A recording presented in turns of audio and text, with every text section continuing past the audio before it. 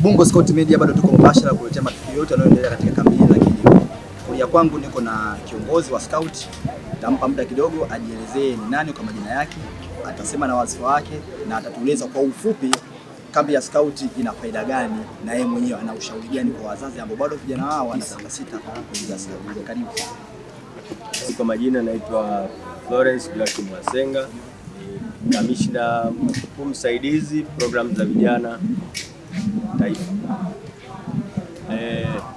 Niwapongeze mkoa wa Dar es Salaam kwa kuandaa kambi la kielimu pamoja na jukwaa la vijana ambalo wanaandaa vijana kwa ajili ya kupata timu za kwenda kushiriki katika kambi ya Scout ya kielimu pamoja na jukwaa la vijana taifa.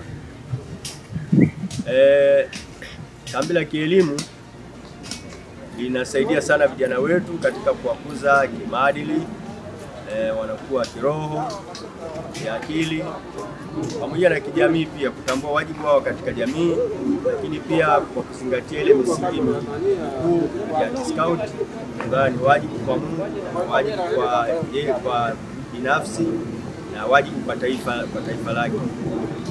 Kwa hiyo kambi la kielimu linamwandaa kijana katika nyanja nyingi zikiwemo hizo nilizozitaja, na pia jukwaa la vijana linaandaa vijana katika kuweza kujiamini katika fursa mbalimbali ambazo wanakutana nazo katika jamii yao, lakini pia katika makundilika yao, na pia wanajifunza au wanapata kuelewa wa namna ya kukabiliana na changamoto mbalimbali na namna pia ya kuweza kuwa viongozi bora wa sasa na wapo baadaye.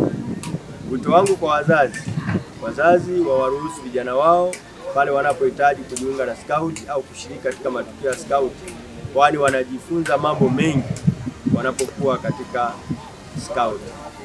Ni wazi kabisa kwamba ukilinganisha kijana ambaye yuko Scout na yule ambaye hayuko Scout, tofauti ni kubwa sana, kwa sababu anapokuwa Scout anajifunza mambo mengi sana na analelewa katika malezi ya kiuadilifu.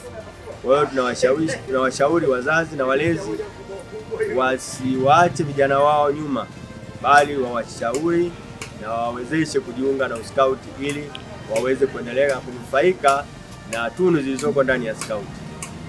Asanteni.